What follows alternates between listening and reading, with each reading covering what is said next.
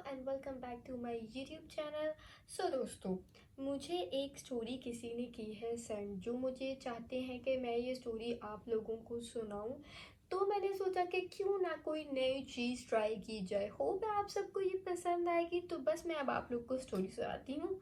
हाँ तो दोस्तों, कहानी शुरू होती है एक हॉन्टेड जेल से। ये उस टाइम की बात है जब पाकिस्तान इंडिया नहीं था, ये हिंदुस्तान था, मतलब कि अंग्रेज के टाइम की। एक मियाँ बीवी जिनकी नई नई शादी रिसेंटली इसी शहर में उनकी पोस्टिंग हुई थी एज अ जेलर। जब उनकी पोस्टिंग हुई तो उनको नहीं पता था कि यहाँ पे क्या मसले मसाइल हैं, और उनको जेल के पास ही एक क्वार्टर लाइक एक घर अलॉट किया गया था और वो उसके पास ही रहते थे। एक रात आरिफ जेल में पहरा दे रहे थे जब उनको एक सेल से बहुत ही अजीबोगरीब किस्म की आवाज़ आई।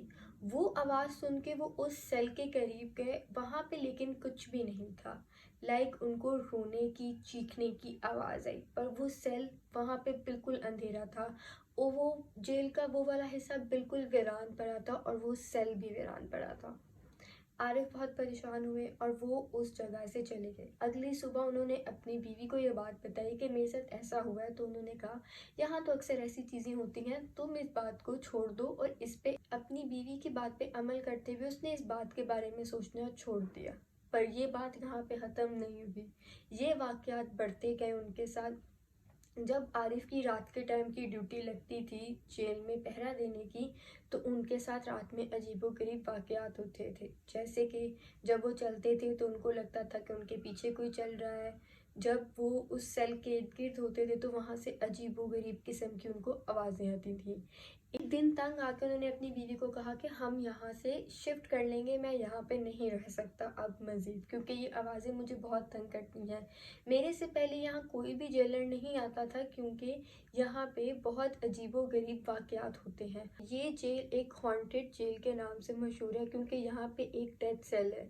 अंग्रेज़ यहाँ पे लोगों पर तशद्दुद करके उनको मारते थे इसी सेल में, और इसी सेल से अब लोगों के रोने और चीखने की आवाज़ें आती हैं।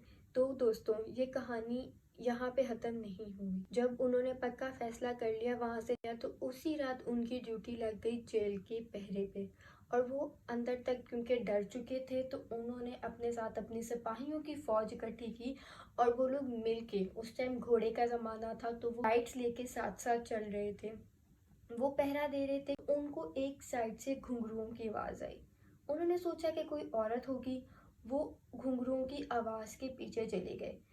उनके सिपाही वहीं पे रह गए और उनको देखते जब वो मोड़ मुड़े और उनके सिपाही उनके पीछे पीछे गए, कुछ ही देर में वो गायब हो चुके थे।